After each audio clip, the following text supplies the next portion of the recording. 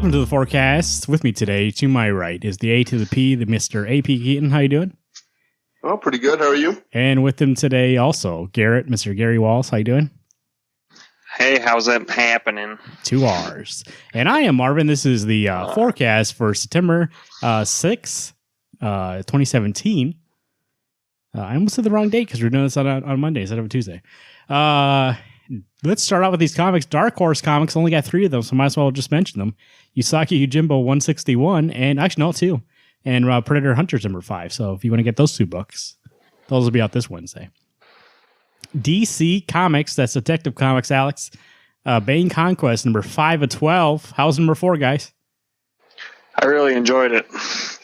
The series, it's turned around. Like it at first was like meh, and now it's like picking up pretty good. Issue 1 was boring as crap. 2, 3, and 4, if it keeps going the way it's going, it's going to be good. But you never know. 1 was the weakest, absolutely. Agreed. Batman number 30. This is Tim King, Clay Mann, Mikhail Janin on the cover. This is the Ballad of Kite Man Part 2. This is the second interlude of War and Joke and Riddles. This is the second part of the Kite Man story. The first part was really excellent, so I'm really looking forward to this. What about you guys? I feel like this arc's really drawn out. Yep. You know, I like how there has to be another interlude. It was literally interlude, this 2 whole arc issues, could be done interlude. by now. Yeah. But did you guys like the first one? I'll admit, Kite Man number 1 was good. It was good. That last interlude was good. I'm just saying that this whole Jokes and Riddles could be finished by now. If we didn't have to have these breaks. But if you like the issues, what's the point? I mean, what does it matter if it's going to be over or not? Because if they're going to do interludes, then give us the fucking Deathstroke Deadshot War. Well, you're telling us a story that's already finished. The Kite Man, like this, Tom King says to Kite Man, this is a lot to do with Kite Man, so that's why he has his own.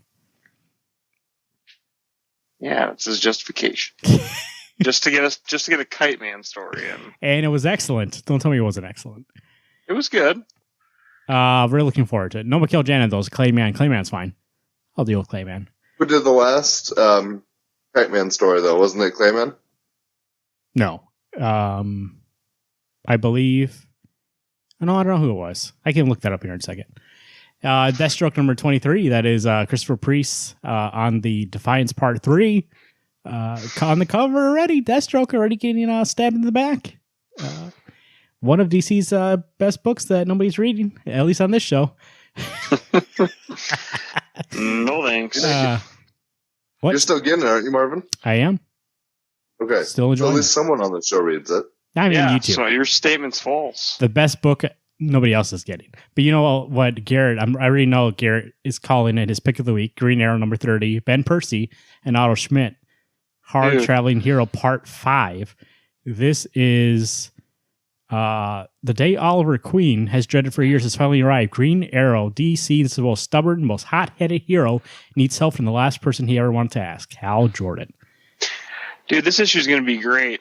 Like I said, in the last time we talked about Green Arrow, he's basically meeting with each huge member of DC. I mean, Justice League loosely, because, Hal's obviously not in the Justice League right now, but yeah, and especially with Otto Schmidt being back on art, it'll be a great issue, absolutely. Green Lanterns number 30. That is Sam Humphries, Carlos Babira, Matt Sartorelli. Out of Time Part 5, Jessica Simon, and the first 7 bearers of the Green Lantern face Valtoom in the past as he holds the Guardians of the Universe hostage. Oh, that's a pretty cool cover. At least the original one. I'm not looking at the very old one. Green Lanterns, Garrett, still liking it?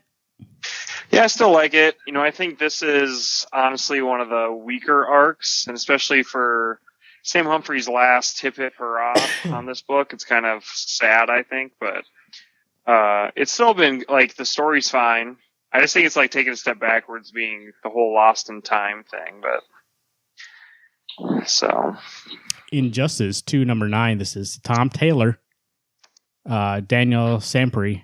This is the book that Garrett's been touting for the last couple of weeks, saying it's great. I guess 9 weeks. Oh, man. More like 5 years. This, is whatever. But Tom Taylor is a fucking genius. you should all go back and read books by Tom Taylor, because he is just one of the best writers out there. Hey, who's on the cover here next to Batman to the right? That is Wildcat. Yeah, it's Wildcat, Black Canary's trainer dude. Oh, okay. Injustice 2, number 9. Tom Taylor, like I said, is back in the book. So go and check that out. It's an Elseworlds tale if you're looking to get something new. And Injustice, Garrett recommended it last week. Oh, that's not... Nobody gets Justice League. Nightwing, number 28. This is Tim Seeley, Javi Fernandez. This is Spiral, the finale. Mr. Minos has returned to hijack Nightwing's brain and steal all his superhero secrets. We're coming to the end of this arc. Are you guys still disappointed that they went back to Spiral, or does it turn out okay?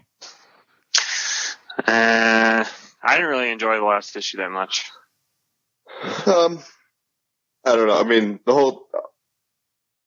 don't know what to think of it. I always thought Tiger was bad, and then when you find out that Tiger's been, chained up to the wall? He's cloned. And he's a clone. It's like, honestly didn't give a shit. Yeah, I think they're counting on too many people who have read Grayson before picking up this run of Nightwing, and I don't know, kind of just leaves a bad taste in my mouth. Well, and the problem is that Grayson left a bad taste in my mouth the last, 4 or 5 issues that Seeley wasn't on. Right, or King. So if Seeley had told the story to the end Grayson, great. But since it wasn't told the way I think he would have told it, this would be better, like you guys were saying when it was starting as an arc, like maybe if it was like an epilogue to Grayson or somewhat. But it's not that. It's basically putting Spyro in the Nightwing universe and being like, hey, remember when we used to be spies? Like, that's all it is. Superman number 30. This is Peter J. Tomasi, Patrick Gleason, Keith Champagne, and Jaime Mendoza doing the art. Also Doug Ranke doing the art, it looks like. Fear Itself, Part 2. Garrett said Part 1 was pretty great. Looking forward to this, Garrett? Did you finally read 29, Marvin? I haven't read it yet. What the fuck? Shit. I mean, there's so many spoilers in that book. I've told you to read that book. Well, I'm going to read it because we're talking about 30 on the show. Spoilers for the show, but I mean, I'll read it. I know. You need to read. You should have, the amount of knowledge you're going to acquire reading issue 29 will change all the other books that you're reading. For what book? I can't tell you. It's the spoilers. A lot of books. I doubt it's that important. They didn't say anything about reading this book. I've told you for fucking weeks. You have. I mean, you have. Nobody else has told me that. Alex did. Because you told him that. Someone else. I'll read it. Yeah.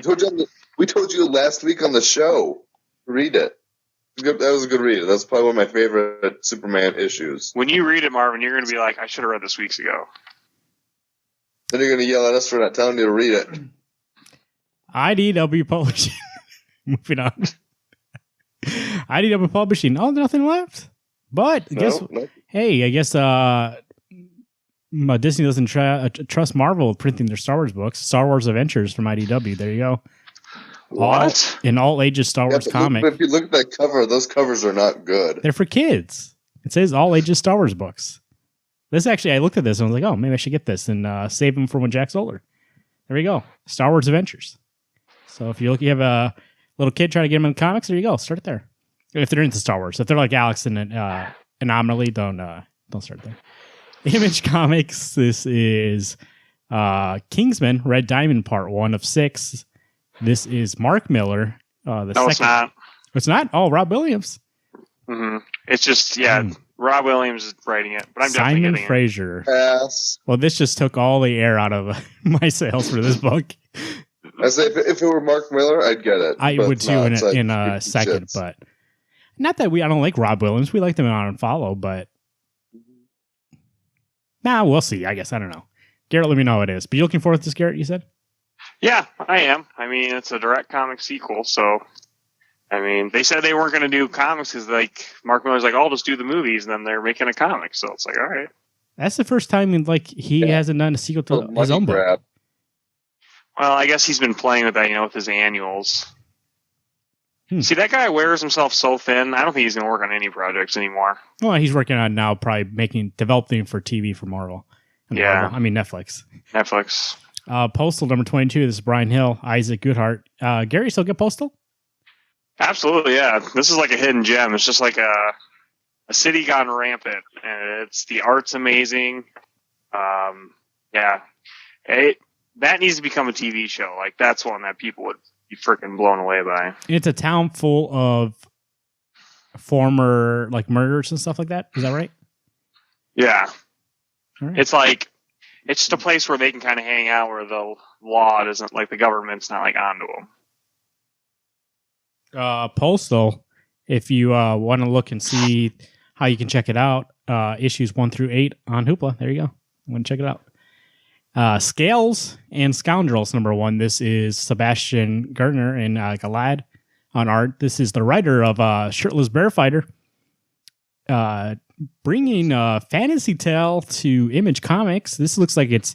I read the preview for this. We're not read the preview. I looked at the art. I just want to see how the art was. It looks like it's going to be like a fun kind of fantasy book, and I think like pure fantasy, I'm missing out on that right now. Hey, Alex, whatever happened to Autumnlands, Tooth and Claw?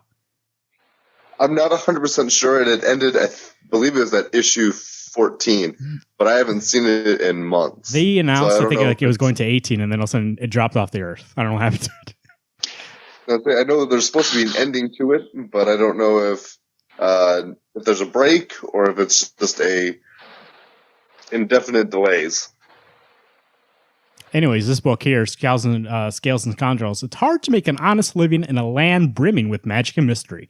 And a treasure hunter, Lavander, is tired of being a penniless adventurer. Ever in search of gold and glory, she sets off for a fabled dungeon, the Dragon Maw, an ancient labyrinth, at the bottom of which slumbers endless wealth or certain doom. So it just sounds like a fun fantasy thing, and I think I'm into it. I'm going to try it out. Alex, you said you're going to try it out too, right? Oh, yeah. It's been on my list for a couple weeks now. I'm trying out as well. Oh, you are? Okay. I mean, yeah, you said you were. The art looks really great. I like how the art looks, so should be fun. Speaking of fantasy, 7 to Eternity number 9. This is Rick Remender, Jermaine Opeña back. End of the story arc. This is the last issue before a break. Did Adam... Is this really the last issue before a break? Didn't this just come back like 2 issues ago? Kind of a slap in the face, isn't it? You know, this would be the issue that's going to determine whether I'm jumping on that third arc. Well, it's going to be the end. So yeah, this would be a good place to either just jump off or decide you're going to stay on. So did Adam, how do you say his last name? Osiris set out to save the world from the terror of the Mad King or save himself. Don't miss the chilling finale to the second chapter of Rick Remender and Jermaine Opeña's fantasy epic. Yeah, like you said, this will be it. Like, I mean, I'm still into it, I think, more than you two, but I can see what you guys are saying. Like, this is either going to tell us where it's going to and if it's worth staying on, or if it's not really something where you guys are interested in anymore. Well, I don't want to be teased. Yeah, I don't want to be teased by Opeña's art 1 out of 6 issues. Like, I'd rather have a consistent artist, A, and B, like, the story structure is kind of all over the place.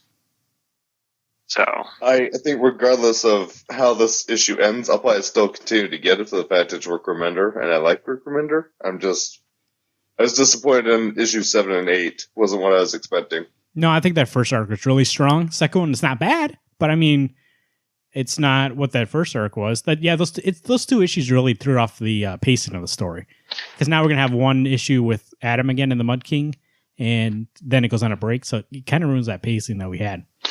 Yeah, and that Cantina issue. Oof. Walking Dead 171. This is Robert Kirkman. Art is by Stefano Guadagno and Cliff Rathburn. Dave Stewart on the cover. Fear the Princess. Who is she and what does she want? I am actually behind a couple issues, so no spoilers on this princess. But Garrett, how's Walking Dead going? Amazing. I mean, with all the things that happened in the last event,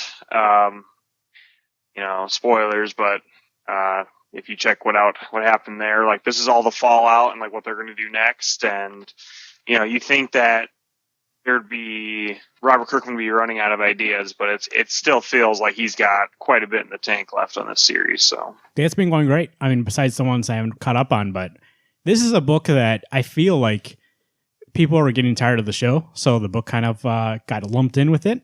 And I don't think it's fair. I think the book is actually doing really well and doing what the show can't do, and it's keeping all these characters fresh and keeping the story fresh. I agree with that absolutely, because like I feel like the Walking Dead buzz is way down.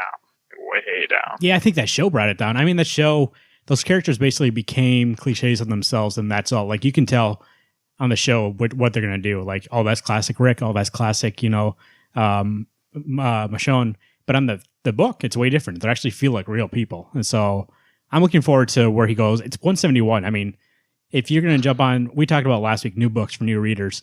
Get the compendiums. You probably can find, I think they're like $30 each.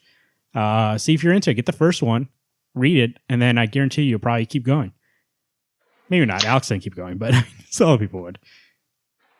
Marvel Comics, they celebrating their achievement with Secret Empire. Ooh, Jesus. Secret Empire last week. Astonishing X-Men number 3. This is Charles Soule, and who's the artist of this one? It's Ed McGuinness. Shadow King Showdown. Garrett, how's Astonishing X-Men going? I dropped it. Oh, you did, but Alex is still on it. Yeah, I still get it. What do you think of that cover, Alex? That cover's made for you. Pretty much. I don't say all it is Wolverine, so I'm sold. It's good. It's a good book. It's all. I'm excited to see where it continues to go. And I think the big thing for me that's so far winning me over is that I like Shadow King. This book should just be called Inception. It's a dream. Look at that cover, Alex. It's all Wolverine, even the dead Wolverine in the sand. Yeah, I know, right? Even though he's like, might as well just call this Alex. Even though he's encased in adamantium, I mean, we're assuming he's dead. Daredevil number 26. This is a brand new arc. If you want to jump on Daredevil, this will be the place. Charles Soule, Ron Garney, Land of the Blind starts here. That's a great cover. I mean, and Garney's back. He's back. We've been waiting for him. A mysterious invitation from the long-awaited ally sends Daredevil on a quest halfway around the world. This whole thing sounds like it's going to be awesome. It takes place in rural China. It's back more with, I know for a while we didn't like him, but now, I mean, what was his name again? Blind Spot? Blind Spot. That's his name. He's back. I like him more now that he's actually blind. He's actually blind. He got messed up from Muse. Who knows where his head's at? It looks like he's evil. I don't know. He's got red eyes. I assume that's evil, right? No, he already had red eyes. Oh, okay. Well, he's in the background, kind of ominously. So, you guys looking forward to Daredevil after that last arc? You know, that last arc was kind of a downer, right? I think I speak for everybody when I say that. In all honesty, if Garney wasn't going to be on this issue, or if it wasn't a good artist, I was going to drop DD because I could have given two shits then. I'm really looking forward to his return. Yeah, go ahead. Yeah, I think that Garney and Soule working together will definitely improve, obviously, the story of this next arc. But I say that whenever Blind Spot was involved, wasn't as good for me, but we'll see. But it seems I thought the Muse arc was good with Blind Spot. It's supposed to be Blind Spot. But I'll agree, the earlier issues with Muse had nothing to do with anything. Minus the first, other than being a sidekick. Minus the first 6 issues. I believe that when Charles Soule tries to do, even though I like this about Daredevil, but when he tries to do the Matt Murdock lawyer, even though Charles is a lawyer, I think he's like too inside baseball. So like the guy can't make a good story out of it because he's trying to make it accurate. So when he does other stuff, when he does the Muse story, when he does, he did those couple issues that were like kind of one shots, then he's like in his element. And I think actually this will be good because it's going to take place in a totally foreign land, and hopefully we get a good adventure book out of it. Generations number 1. This is Iron Man, Iron Heart, Brian Michael Bendis, Marco Rudy. Garrett, you usually get these Iron Man books. Can you get this one? No, I'm not getting any Generation books anymore. I think like that Wolverine was good, but I was like, $5 for a tale that probably is not going to matter. I don't know, scheme of things. Yeah, I mean, if you're very interested in Iron Man and Iron Heart, I would get this. But I mean, if you're outside of that world, like I don't get any of those 2 books. I don't think Alex does. I don't think this is something for us, though. If you're really into them, though, like you're going to get it. What's that, Alex? I said not anymore, unless it was Dr. Doom's Iron Man, which it's not. Ooh, yeah, if it was him, I would have thought about it really hard and maybe gone in. number 10, this is Kelly Thompson, Leonardo Romero. Kate Bishop is not being herself. She's being way extra troublesome, which is, since this is Kate, says a lot. The Enemy Within, it says right in the cover there, a pretty good cover again. Hawkeye, what I'm calling one of Marvel's best books. Alex, you believe? I mean, you agree? Oh, hell yeah. If nothing else, these covers are amazing. And it honestly reminds me, at least a suggestion towards the Fraction run, where it's not this big superhero book. It's just focused on Kate and those close around her, along with the bad guy. If that makes sense. I think it's one of Marvel's most fun books, but it's not 100% like jokey. You know what I mean? There's that part about her mom and dad that's kind of like it's the spine of the book. It keeps it serious enough, but around it, her adventures are fun enough that I never feel like it's too serious or too jokey. It's good. I would jump on it if you're looking for a new Marvel book. Jessica Jones, number 12. This is Brian Michael Bendis, Michael Gaydos, and Javier Peludo. Garrett, Jessica Jones, number 10. Let me ask you a question. Or 12, excuse me. 12. Before we start, are you looking at the cover? Yeah. How much does it bother you that Marvel has so many things on there? Digital content, parental advisory, Inhumans coming out. Like, let that cover breathe, baby. What's going on here? I know. I mean, since I can still see a majority of the cover, like, even on the old Alias stuff, like, I don't know, there was still a lot of, like, old marketing tools used on the covers, so it's like, it's fine, but how's the book it is going? annoying. Amazing. I mean, I cannot say it enough. If you read Alias and you read this, you're not skipping a beat at all. Like, yeah, like there's been like a decade's worth of comics between then and now, but holy shit, this book it's like wishing that, like, say, like 5 years from now that Mark Waid and Chris Samney got back on Daredevil again, and then everything that happened in between, basically they just fucking ignore and go from arc to arc. Like, that's what it's like. Garrett, did you start Jessica Jones before you read Alias? The show? No, this book, this new series. I didn't let myself read this until I started reading Alias. I was buying the issues. It was like, well, I bought the whole run of Alias, so I want to make sure that I get the continuation. Well, I was just curious if somebody watched that show and they were interested in Jessica Jones, could they start at this new mini? Or this new mini, you could start, like, basically that first issue of Jessica Jones kind of does a little dabbling within her, like, mindset of, like, what's happened in her past, so you don't need to read Alias, but I mean, I think it helps readers enjoy the experience more if you have. Well, if you watch the TV show and you want to get into Jessica Jones, read this, and then if you want, there's more to go back on, so you can go and get that too. Journey to the Last Jedi, Captain Phasma 104. You know what? I was going to pass by this book, but then I looked at it, and I looked at this team. We have Kelly Thompson writing it. We have Marco Cicchetto doing the art. He did the art for that Journey to Star Wars that Greg Rucka wrote. Shattered Empire, that's what it was. Yeah. And I looked at the preview. It doesn't look too bad. I might get this. I mean, this is a character in the movies that had like no screen time. So really, I guess Kelly can do whatever they want with her. I mean, granted, how much they're going to give her room to tell her story, but that might be fun to read if you're actually into Star Wars. So I might get that. Whoa, I got scared for a second.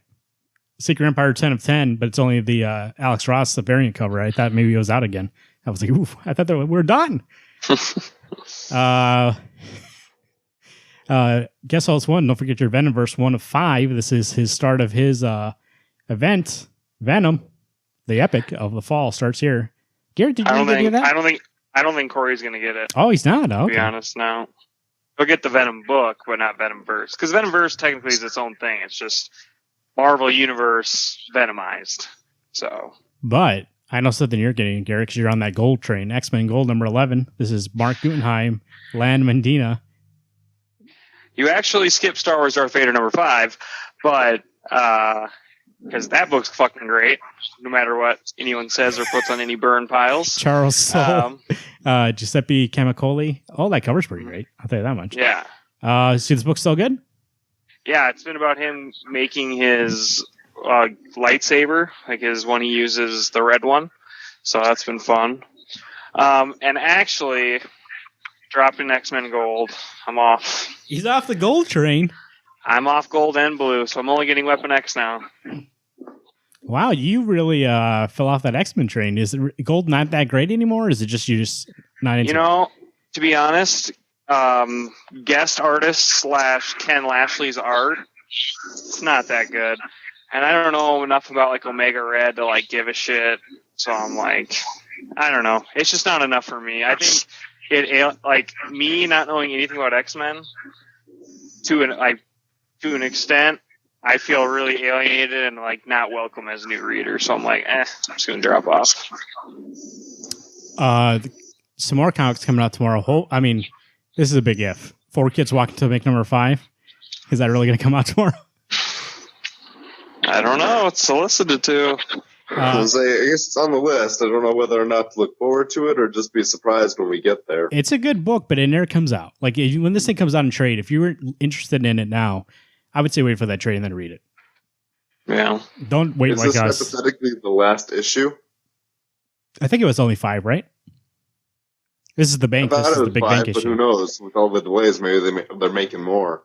With all the delays, he's probably going to want to finish it up so he can go back to making money at Marvel. I don't know what's going on. If this does come out tomorrow, if you want to make sure I have it in my box there, because they only get like 3, and that's going to be us 3, I guess. Let's see what else we got here. Animosity: The Rise, number 3. You guys get Animosity: The Rise? Is one of the middies popping out of Animosity. Yep. Wait, I thought you dropped Animosity out. No, actually, I picked it up. Oh, you did? Oh, cool. Oh, I remember. Okay, never mind. Caught up my mind. But yeah, great series. This Rise one, I feel like is like Animosity is a very brutal book in it, but Animosity: The Rise, I feel like is like X, like rated X. If like rated R was Animosity, this is like holy shit, murderous animals like you wouldn't believe. I think I enjoy Rise more, and maybe it is for the fact it's less about all these. It's from what I know, the front cover usually has the main creature they talk about. Like in issue 2, it's the fruit bat. That every human has their guide animal that allows them to go places. So hopefully this seal makes an appearance, because this cover is so freaking scary. Yeah, it's crazy. Something we didn't mention last week, but I actually thought about it afterwards. Would Animosity be a good book for somebody new to jump on? Like if they went back and read it from 1? I would say so, but you got to be used I'm not saying that people could be queasy, but I mean, it's a very violent book. So if you're, typically I picture like a new reader book, like it like eases you into the action and the story. This one, it's like literally blood and shit everywhere, like all the time. I say this, in all honesty, maybe I go about it the wrong way, but there's issues in this book that are really strong. There are issues in this book that are really weak. There's issues in this book or series that piss the crap out of me. So it's got its full range of spectrum. I would think you almost need to be more of a seasoned reader. Kind of, yeah. I don't know if I would say, hey, here's the book, try reading it, enjoy it. It's a lot to take on for somebody who doesn't read comics, I think. Yeah. Those are the books for this week, September 6th, 2017. Garrett, what's your most anticipated book? Come back to me. I'm going to Alex? double check. Scales and Scoundrels, number 1. Scales and Scoundrels, number 1. That's when you jumping on point. Obviously, it's number 1. But if you want to look for a new Image book, go check that out. You guys have been enjoying Shirtless Bear Fighter, so that writer's pretty good. Yeah, that book's been funny. Like, it's really good. I would say Superman, to be honest. Superman number 30, because Superman 29 like blew my fucking mind. So I feel like 30 could keep going on that wave, hopefully. Alex, what did you say? Scales and Scoundrels, number 1. I know, but you said something but Garrett talked over you. You said that book's good? The Shirtless Bear Fighter? Oh, I said I'm hoping that Scales and Scoundrels is just as funny. Oh, okay. Yeah, that's what I assumed. I look at the art, and it kind of looked like that. It kind of looked like it would be the same vein. Superman, I look forward to it when I read 29. We'll see if I enjoyed it or not. But and then you get to wait 1 day from that revelation. We've been waiting a whole 2 weeks. Has it been 2 weeks? It feels like 3 weeks almost. It might be, because there was a 5th week, I guess, so of August. There's 2 books I'm looking forward to. That is Batman, number 30, for the second part of the Kite Man story. I thought the first one was really strong. I'm looking forward to the second part. Speaking of, we were talking about Watchmen a couple weeks ago, and the first one, I believe, was told in 9-panel grids, if I remember correctly. So you get a little bit of that. I'm also looking forward to, if it comes out, 4 Kids Walking to the Bank number 5. Because I'm just hoping just to be done with that and read it all. You know what I mean? Like, yeah. I mean, we liked it. The only thing we don't like is when a book takes forever to come out and they solicit it and they go, hey, it's coming out this week, and then it doesn't show up. Or, hey, it's coming out this week, and they take it off the last second. So this seems like it's the light at the end of the tunnel, so we'll get that story finally. Alex, how's the weather looking? Weather is looking great. Nice day. Go get your books. Go have a picnic. Take your books with you. Don't eat and read at the same time because you'll spill. But you can go outside and enjoy that weather. Alex, I had a donut the other day while I was reading a comic. What do you think of that? Horrible. Well, it depends what kind of donut. Glazed. It was glazed. Of course, you got that glazing all over your book. And when someone else goes to open it, they can't get the pages because they're sealed together. Then you get blamed for something else. Yeah, I was using my other hand. I mean, the glaze didn't touch the page. Just the cover. Well, the cover was bent over. Garrett, how's the roads looking tomorrow? Finally, it's been like 2 to 3 weeks of like your heavy traffic. This one's backing off a little bit. Like, there's still a lot of great books. I don't think there's any heavy hitters that are going to like knock you off your that are going to like knock you into your chair kind of thing. I think if you sleep in a little bit, maybe have a little coffee, take your time getting there today because you'll be covered. But once you're on the road, move it along. If you, I think we all would agree, if you got a friend who's wanting to get into comics, maybe take them with you or buy them an issue, let them get into it. Spread the love of comics, as we said on Twitter. And also remember to visit us on Twitter at Wednesday Comics or on Facebook at facebook.com/Wednesday Comics Podcast. We'll see you on Sunday for the forecast. I've been Marvin. I'm Alex. And I'm Garrett. Everyone stay dry and keep reading those books.